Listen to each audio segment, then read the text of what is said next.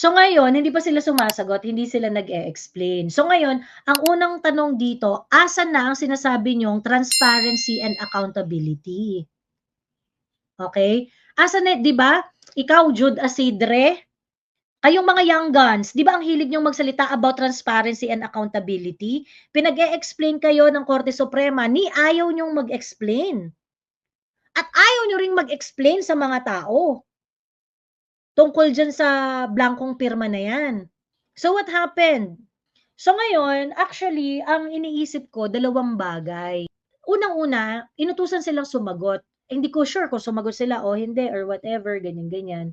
I'm pretty sure meron silang mga ginagawang mga pailalim diyan, mga kumakausap ng mga taong dapat kausapin, tawagan ng mga taong dapat tawagan, yung mga gano'ng bagay ba. I'm pretty sure ginagapang nila 'yan. Ang nakakatakot kasi dito, ano bang ang effect 'pag hindi sila sumagot?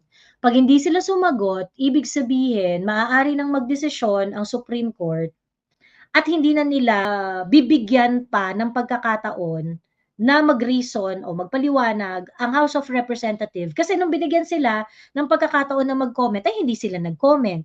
So ibig sabihin maaaring magdesisyon ang Korte Suprema base sa mga submissions na meron siya, gano'n. So kung kunwari nandun tayo sa 100 fair situation, bentahe 'yun para sa atin, para sa mamamayang Pilipino, para sa kaso ni Kong Ungab at saka ni Attorney Vic Rodriguez.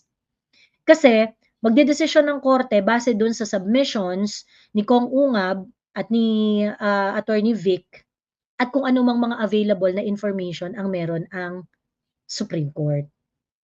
Pero ang nakakatakot kasi, kung hindi nila 'to sinagot at dinedma nila ang utos ng Korte Suprema, it may mean that they are very confident. Alam mo 'yun, yung parang, bakit parang confident na confident 'tong mga 'to at hindi sinagot ang Korte Suprema para bagang 'di ba? 'Yun yung isang nakakatakot na sana naman ay hindi gano'n.